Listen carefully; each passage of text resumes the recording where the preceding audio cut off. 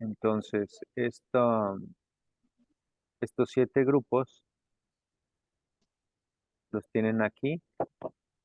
El grupo de los trastornos de insomnio, el grupo de los trastornos respiratorios del dormir, el grupo de hipersomnolencia, el de los trastornos del ritmo, el de las parasomnias, trastornos del movimiento y otros. Estos son los 7 grupos que esta nueva clasificación o en esta tercera edición menciona. Vamos a ir viendo uno por uno. Por ejemplo, los trastornos del insomnio comprende estos 4 trastornos. El trastorno de insomnio crónico. El insomnio crónico es una de las causas frecuentes de consulta. 10% de la población tiene insomnio crónico. Queja de insomnio es más alta la prevalencia. También tenemos el trastorno de insomnio de corta duración, otros trastornos y síntomas aislados y variantes normales.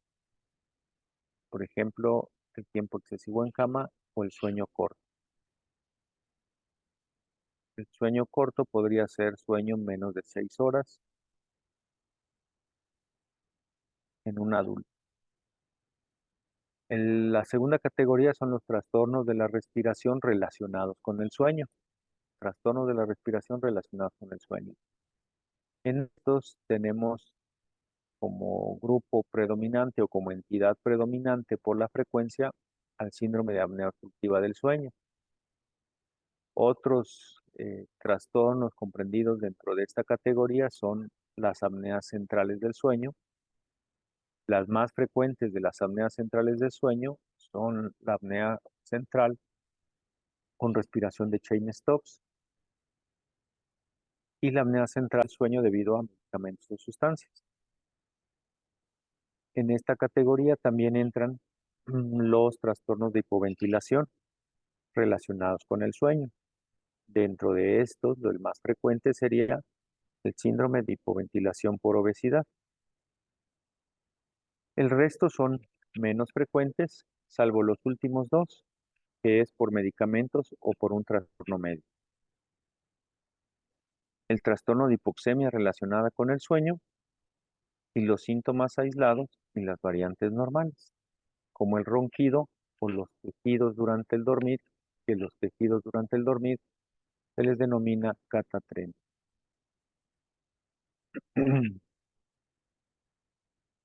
La tercera categoría es la de los trastornos centrales de la hipersomnolencia. Dentro de este grupo está la narcolepsia tipo 1 y tipo 2. La narcolepsia tipo 1, en sí todo el grupo es raro, difícil que sean muchos trastornos de este tipo que se diagnostiquen, es más bien poco frecuente. La narcolepsia tipo 1 dentro de este grupo es de las más frecuentes, pero vean la frecuencia es de 0.18, o sea, ni 1%. Otros trastornos pues son la hipersomnia idiopática, síndrome de Klein-Levin, la hipersomnia por trastorno médico, síndrome de sueño insuficiente y las variantes normales o síntomas aislados como dormidor largo. Un dormidor largo se considera el que duerme 10 horas o más.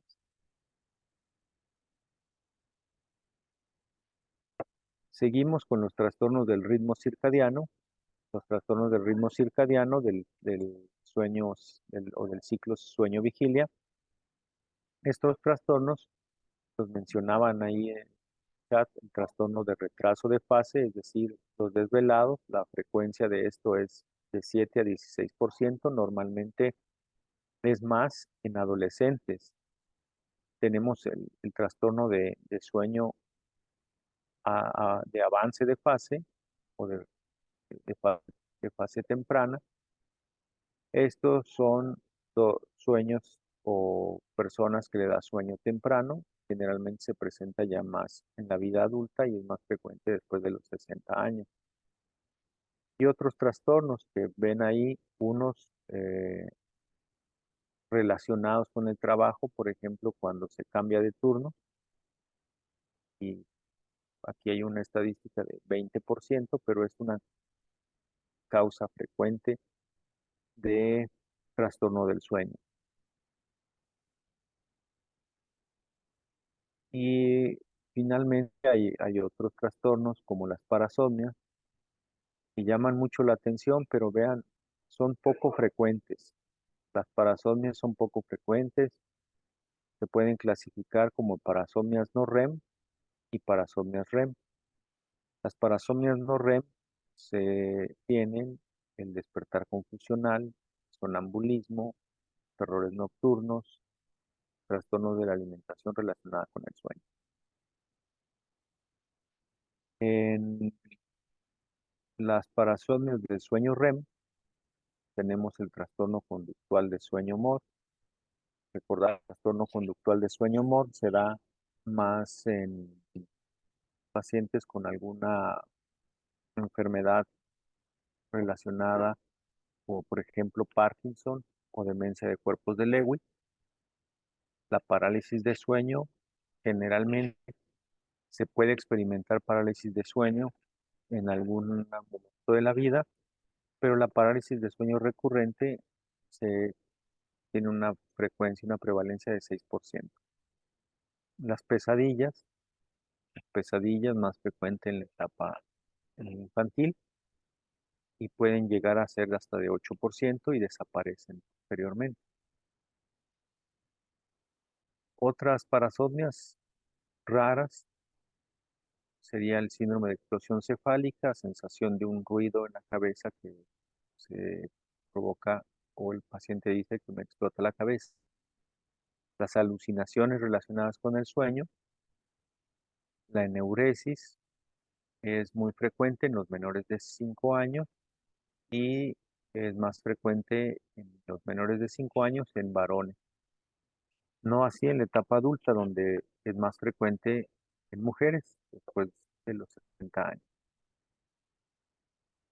Y otras parasomnias como síntomas aislados o variantes normales, que sería la somniloquia. Es decir, hablar durante el sueño puede ser frases incomprensibles o frases más o menos cortas que pueden entender. Y en algún momento de la vida se puede presentar y la frecuencia de esto es de hasta 66%. Y tenemos finalmente los trastornos del movimiento relacionados con el sueño.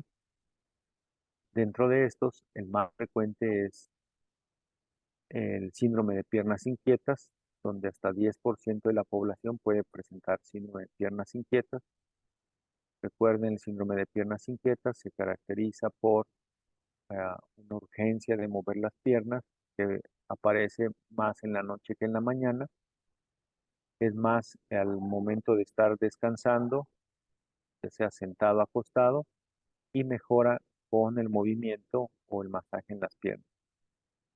Hay otros trastornos del movimiento, como sería el trastorno de movimiento periódico de extremidades, calambres en las piernas relacionadas con el sueño, que se experimentan en la vida adulta hasta el 50%, el bruxismo, el trastorno del movimiento rítmico relacionado con el sueño, se ve frecuentemente en menores de 18 meses, posteriormente la frecuencia baja mucho, y otros eh, más poco frecuentes, más raros de ver.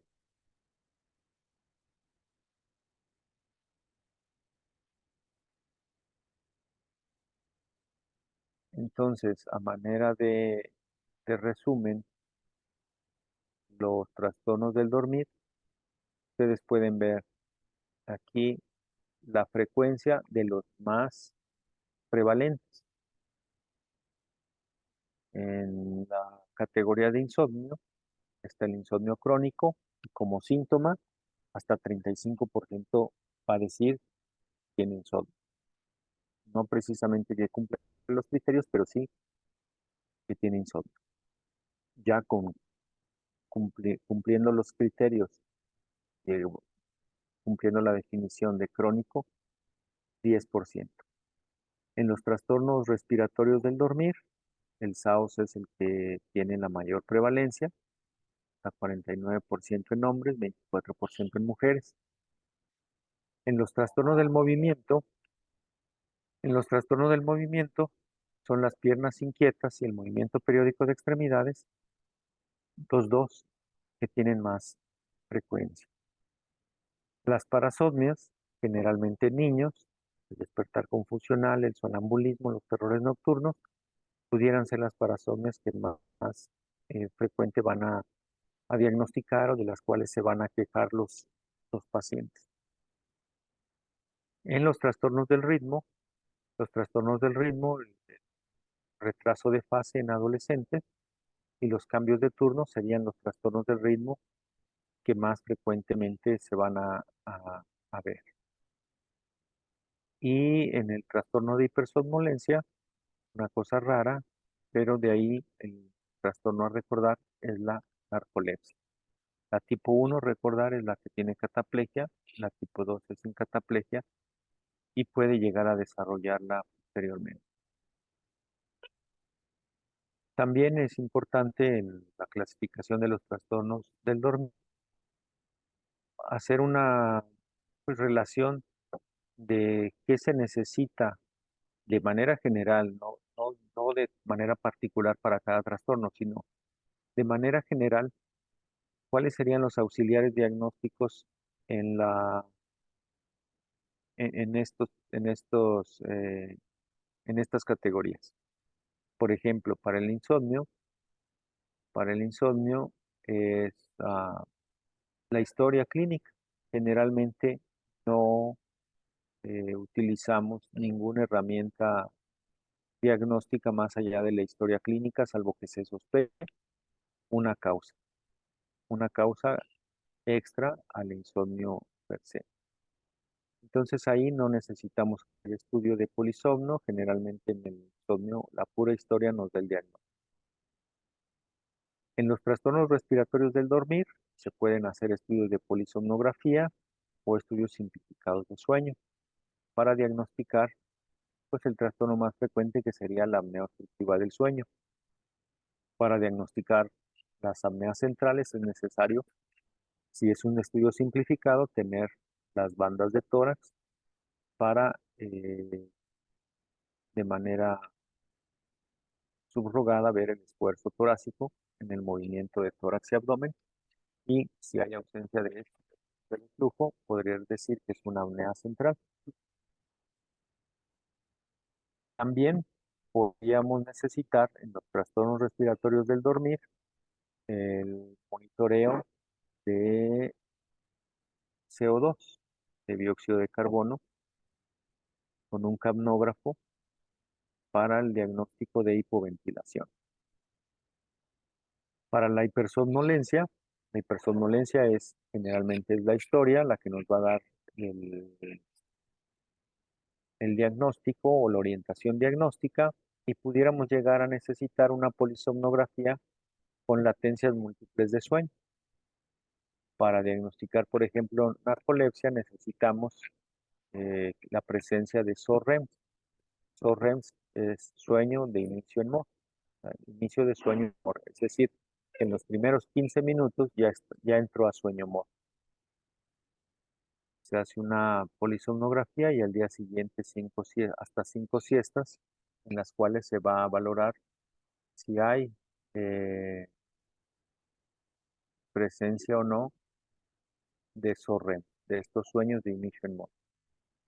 Para los trastornos del ritmo, la mayoría también los hacemos con un diario de sueño, con la historia clínica, pero se pudiera hacer de forma más instrumentada con un actígrafo. Un actígrafo es como los relojes que tienen un acelerómetro. El actígrafo es un poco más profesional y esto nos daría el ritmo del sueño. Si a qué hora se acuesta, si se despierta y en el transcurso de una semana podemos ver cómo está ese sueño. También tenemos a las parasomnias. Las parasomnias normalmente son de historia clínica y nos podemos dar una idea si son en la primera parte de la noche. Generalmente vamos a suponer o vamos a sospechar que son de sueño no.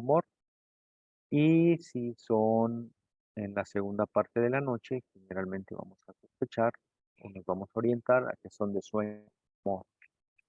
A veces es necesario tener una videopolisomnografía para grabar el tipo de movimientos o conductas que se presentan durante las parasomnias. Los trastornos del movimiento, como las piernas inquietas, son con historia clínica. Las las 4 preguntas, la urgencia de movimiento, la hora más en la noche, con el descanso y que se alivia con el movimiento. O con el test de inmovilidad, le ponen un electro en las piernas, un electrodo en las piernas, y, y con esto se van a grabar los movimientos de las piernas. Con eso también se puede, es otra forma de hacer el diagnóstico de piernas inquietas. O con polisomnografía para ver movimientos periódicos de extremidades durante el dormir.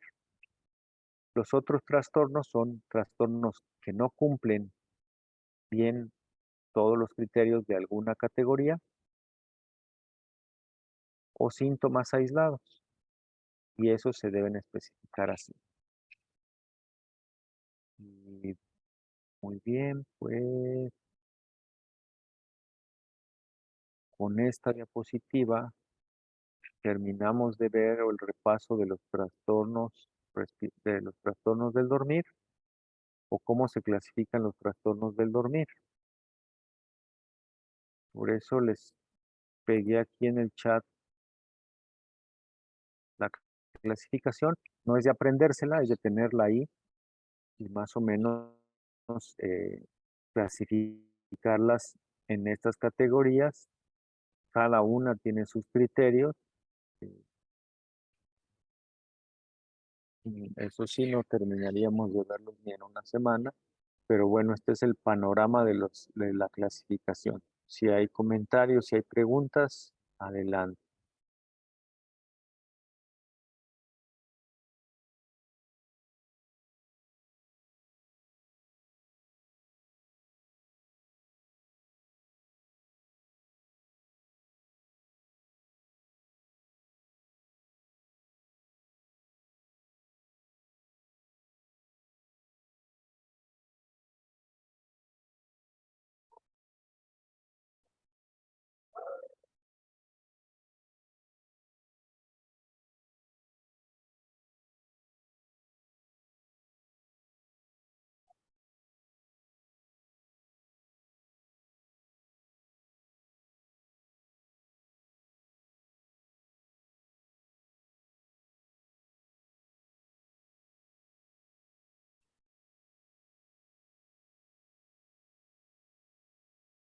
Preguntan si los niños con autismo entran en alguna clasificación. Eh, pueden puede tener cualquier trastorno del sueño. Podría ser autismo con insomnio, podría ser autismo con eh, ritmo irregular, podría ser con alucinaciones, podría ser con bruxismo, podría ser autismo con piernas inquietas, eh, o podría entrar en los que son trastornos del sueño relacionados a una condición médica. Por ejemplo, hay trastornos, si es muy irregular, por irregular, no sé cómo entenderlo, si es irregular fraccionado o irregular que duerme sin ritmo. Entonces, más que una condición particular del autismo, hay que buscar qué de estos, en estas categorías, cuál es la- el, el trastorno del sueño y clasificarlo como tal. O sea, el niño con autismo puede tener apnea, el niño con autismo puede tener piernas inquietas, el niño con autismo puede tener alguna parasomnia.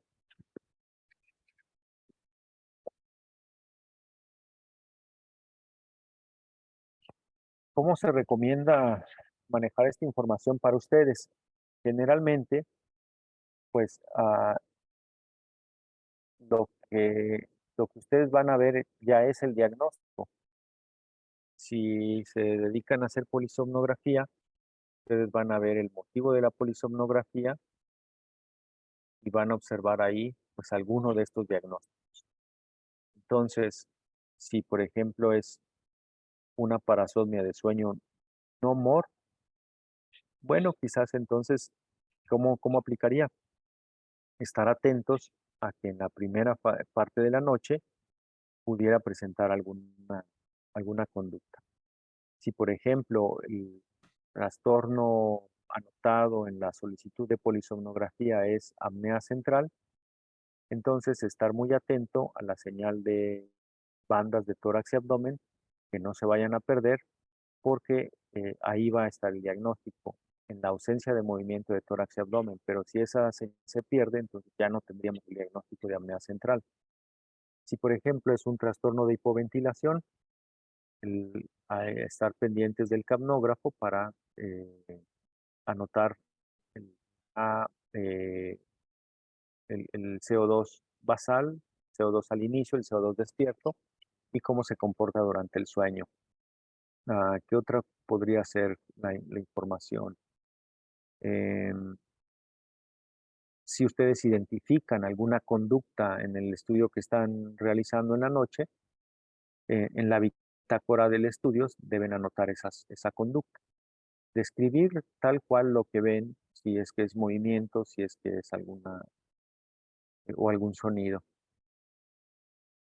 Em, Psiquiatría o psicología pueden solicitar polisomnografía para evaluar los estudios del sueño. Sí, sí pueden solicitarlos. Como normalmente psiquiatría va, el grueso de los pacientes que acuden a psiquiatría son trastornos de insomnio. El insomnio generalmente no requiere polisomnografía para diagnosticarlo y solo se necesita polisomnografía para diagnosticar insomnio cuando se sospecha que es secundario a una causa de otro trastorno del sueño. Cuando el paciente es epiléptico y tiene muchos movimientos mientras duerme y al hacer el video electroencefalograma sale bien, es necesaria una polisomnografía. Si, si el paciente tiene epilepsia, la epilepsia no es un trastorno del sueño, es epilepsia. Si la sospecha es que hay un trastorno del sueño que le está fraccionando el sueño y eso le está descontrolando su epilepsia, muchas veces sí es recomendable hacer un estudio de sueño. Muchas veces el descontrol de la epilepsia se debe a que el sueño está fraccionado.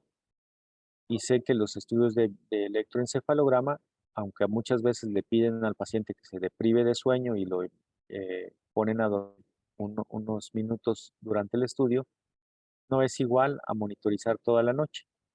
Entonces, sí es necesario hacer una polisomnografía cuando se sospecha que hay un trastorno del dormir que está fraccionando el sueño y que eso está causando el descontrol en la epilepsia.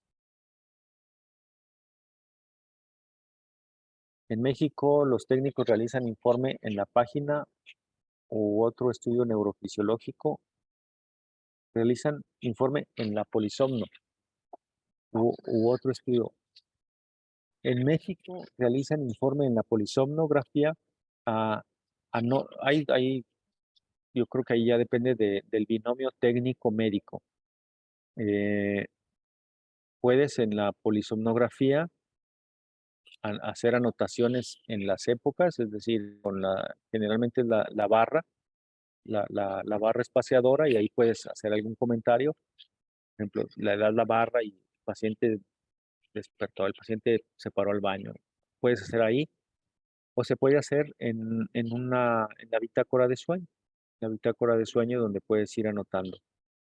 Eh, ese es el informe. También hay, hay técnicos que califican, o sea, no solo que instrumentan, sino que califican y entonces pueden anotar los eventos que durante el sueño, o sea, durante el sueño y durante el estudio en vivo, ellos identificaron, entonces anotan la época y ponen aquí hubo CAPS, aquí hubo apneas, aquí desaturó, aquí hubo movimiento. O sea, también eso depende de las competencias de cada técnico.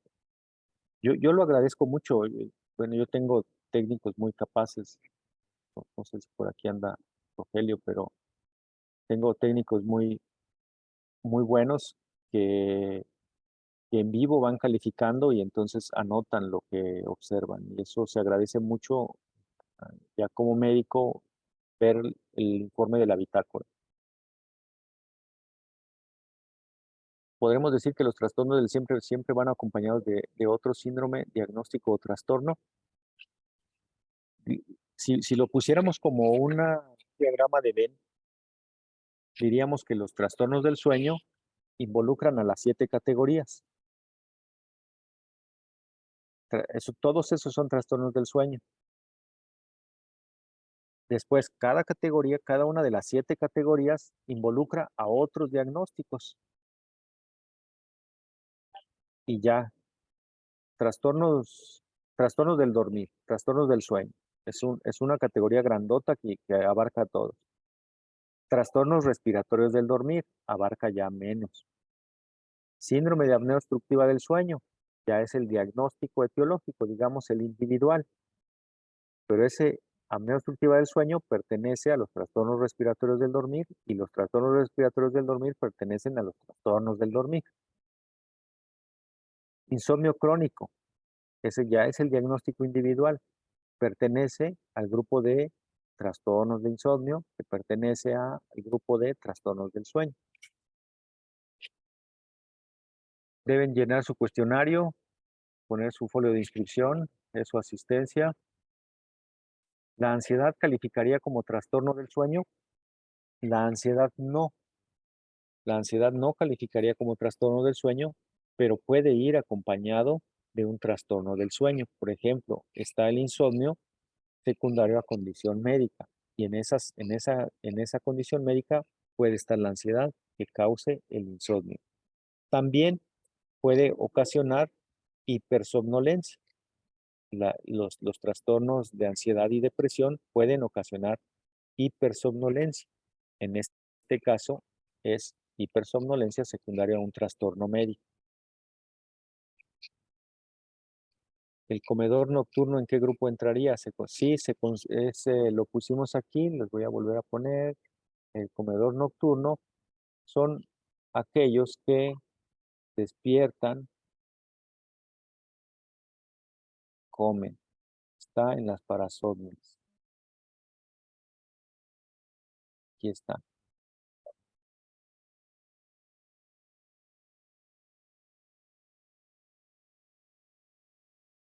Trastorno del sueño.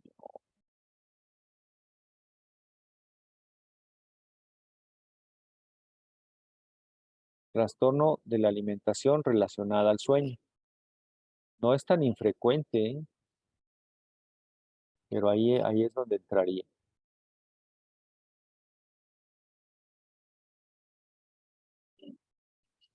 Entonces, es una parasomnia. ¿Cuál parasomnia? Tiene su nombre, el trastorno de la alimentación relacionada al sueño.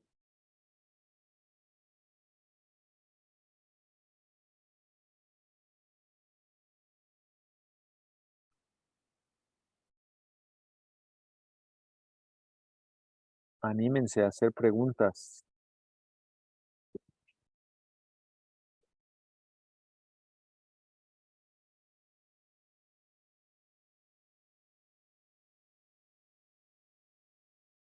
Y más que nada, esta clasificación es para que todos hablemos el mismo lenguaje. Eh, Como técnicos les recomiendo tratar de que vean, les puse el PDF de la presentación. Entonces, pues tratar de ubicar a cuál de las 7 categorías corresponde. Eso estaría como primer ejercicio, eso estaría bien. Y con eso ustedes van a ir, pues haciendo su experiencia de ¿Qué, qué datos ven o qué datos observaron en esos estudios? En el sonambulismo, la persona dentro de su sueño viendo todo a su alrededor. En el sonambulismo, la persona dentro del sueño viendo todo a su alrededor. El sonambulismo, muy frecuente en niños, eh, es una parasomnia del sueño no mor y puede tener conductas, recordar cosas o generalmente no las recuerda y se da en niños, desaparece cuando crecen. El síndrome de piernas inquietas puede pasar que no siempre esté relacionado con trastorno del sueño. No, el síndrome de piernas inquietas ya es un trastorno del sueño y es un trastorno del sueño que entra aquí en los trastornos del movimiento relacionados con el sueño. Entonces, el síndrome de piernas inquietas es un trastorno del sueño. Sin embargo, eh, la urgencia de mover las piernas es antes de quedarse dormido. Entonces, ¿cuál es la queja de estos enfermos? La queja es de que cuando me voy a acostar, siento, eh, tengo sensaciones raras, extrañas en las piernas, sensaciones a veces de hormigueo, entumecimiento, comezón o dolor. Sensaciones raras, desagradables en las piernas. ¿Y qué pasa o qué les ocasiona? Que no puedan conciliar pronto el sueño.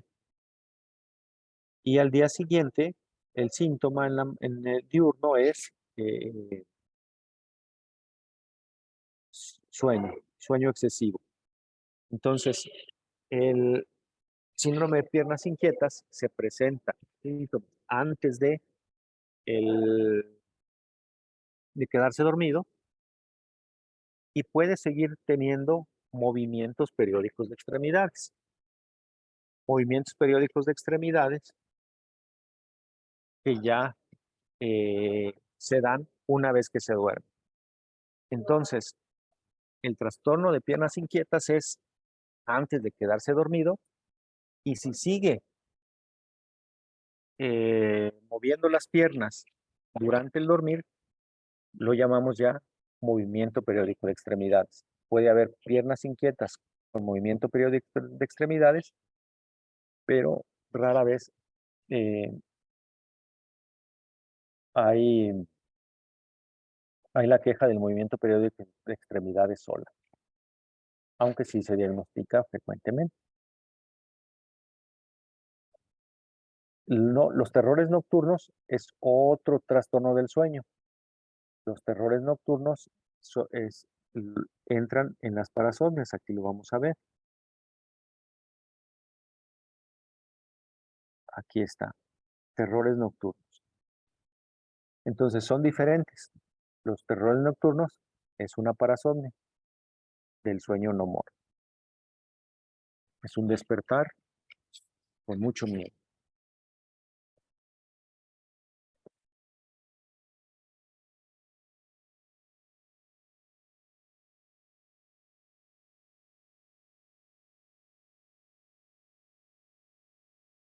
El uso correcto del capnógrafo en pacientes con hipoventilación. Es necesario contar con un capnógrafo. Es necesario el correcto uso de las presiones. Es necesario el correcto uso de las presiones CPAP e IPAP y cómo se podría hacer uso del ventilador más el capnógrafo. Se podría hacer un estudio de hipoventilación sin capnógrafo. El capnógrafo, la hipoventilación es igual a CO2 alto. Se los voy a escribir aquí. Hipoventilación es igual o la entendemos es CO2 por arriba del límite superior normal. Eso le llamamos hipoventilación.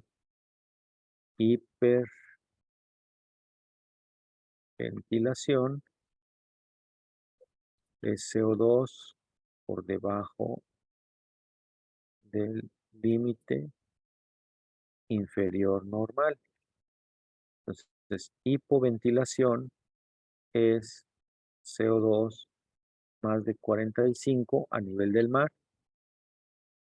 Hiperventilación es CO2 menos de 35 a nivel del mar. Pero si ya están en otra altitud, esos valores cambian. Por ejemplo, para nuestra altitud, 1500 metros, decimos que es hipoventilación si es más de 37 milímetros de mercurio. Entonces, para el diagnóstico de hipoventilación, es necesario contar con el capnógrafo.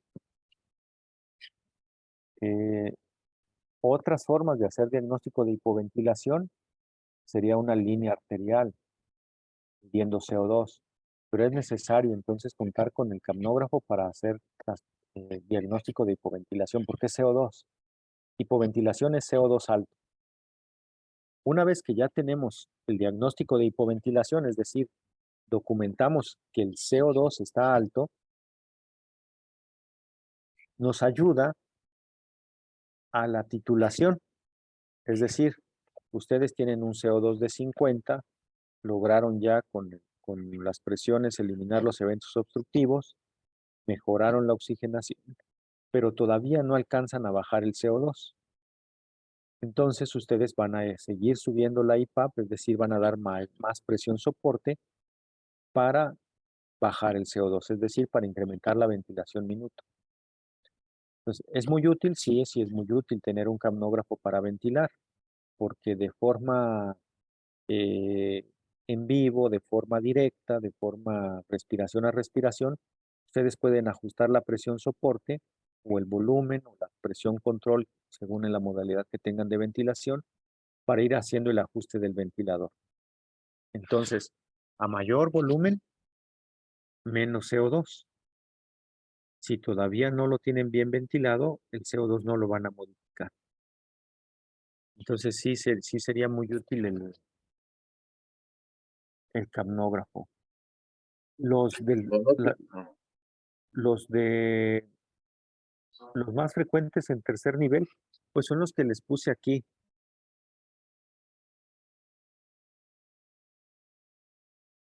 ¿Se puede tener un CO2 alto más una saturación normal? Sí, sí se puede.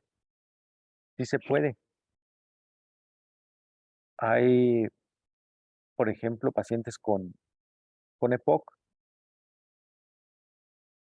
que tienen CO2 altos y saturaciones más o menos normales. La ventilación lava el CO2, sí. La ventilación saca el CO2. Si ustedes hacen una respiración profunda al momento de exhalar, están exhalando CO2.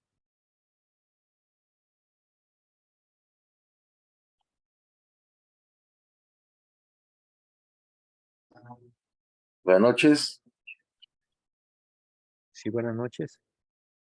Quería hacer este comentario sobre esa diapositiva anterior que usted tenía sobre las parasomnias.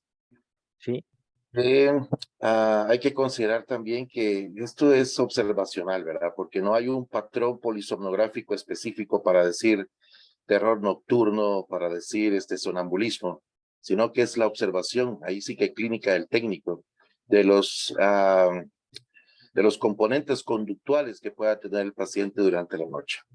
Es decir, no sé si usted en su experiencia, ¿qué puede decir? Por ejemplo, de un sonambulismo. Vamos, ¿cómo viene la arquitectura del polisomnográfica? ¿Cómo viene la arquitectura del sueño? Viene en sus fases naturales, entra en N1, N2, N3, REM, N2, N3, REM. Y de repente se levanta en el sonambulismo. ¿Qué comentario hace al respecto? Es decir, ¿encuentra usted algún hallazgo polisomnográfico en alguna parasomnia o solamente es la observación de la conducta que presenta el paciente cuando está dormido? probablemente sí hay sueño fraccionado. Eh, y va a haber sueño fraccionado dependiendo si es una parasomnia no MOR o una parasomnia MOR.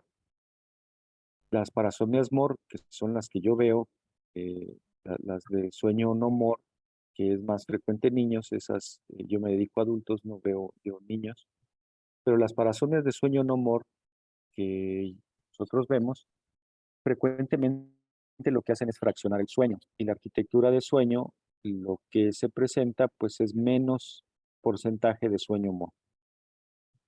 Sí, Esa es la distorsión en la arquitectura de sueño que podríamos encontrar, por ejemplo, en un trastorno conductual de sueño MOR.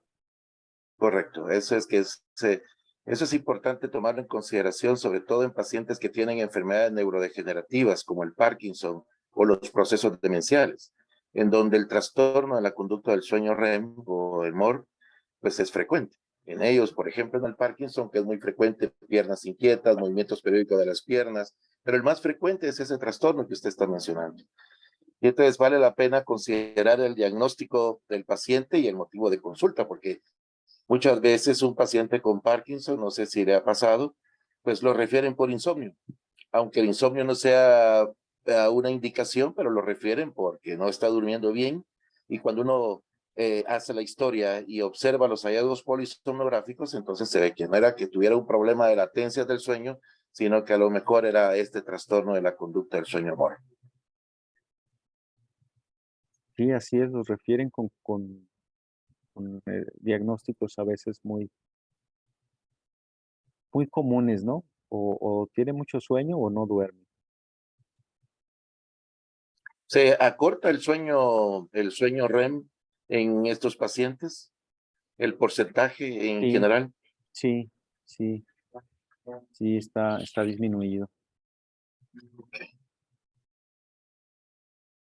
Y se recomienda ahora CO2 transcutáneo cuando no contamos con ese equipo. ¿Qué recomendaciones nos da para ventilar con, pues usen el que tengan? Si son elegantes, pues el transcutáneo funciona muy bien. Si no, pues el exhalado, da más problemas el exhalado, pero problemas en cuanto a que a veces con el vapor de agua, pues se tapa la cano y hay que estar frenando. Pero si hay estudios ya, si nos metemos a hipoventilación, hay estudios que da lo mismo ventilarlo con una noche de polisomnografía a ventilarlo de forma ambulatoria eh, en varias visitas. Claro, es más tardado, se llega al mismo resultado.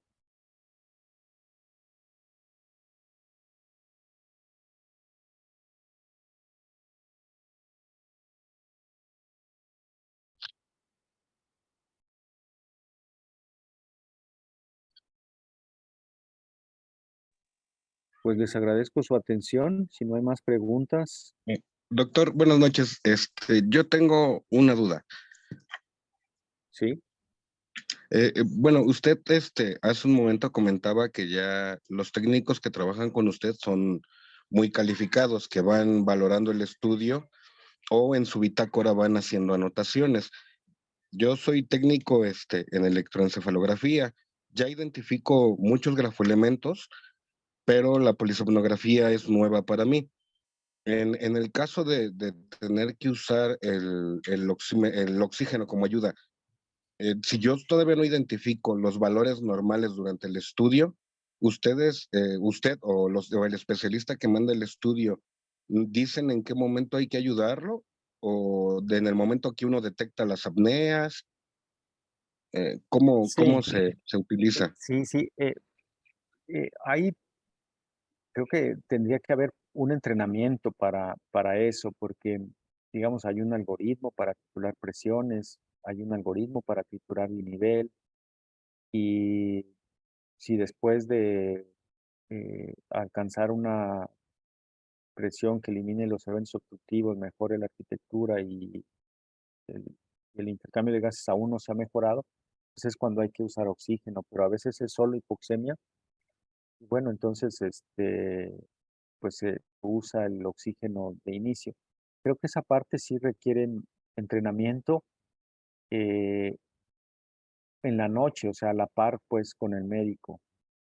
Eh, Requiere de que en el estudio esas dudas, oye, aquí comentarle al médico con el que trabajas, aquí como que quería o identifiqué esto, qué es lo que debía haber hecho.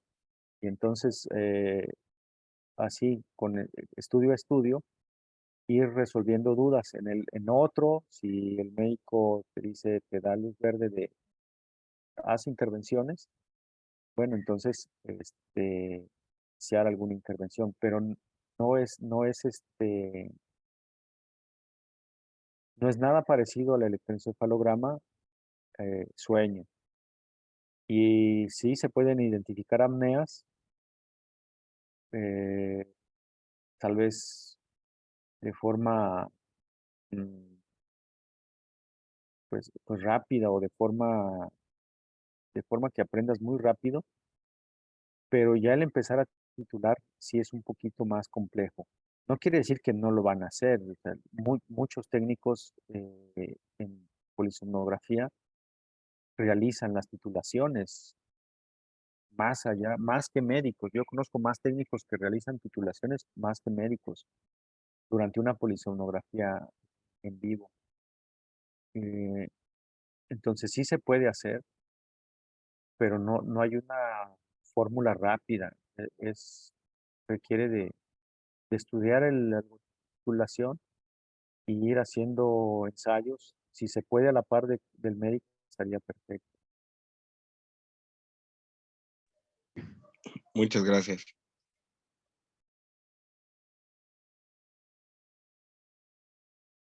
¿Recomendar artículos de qué, perdón?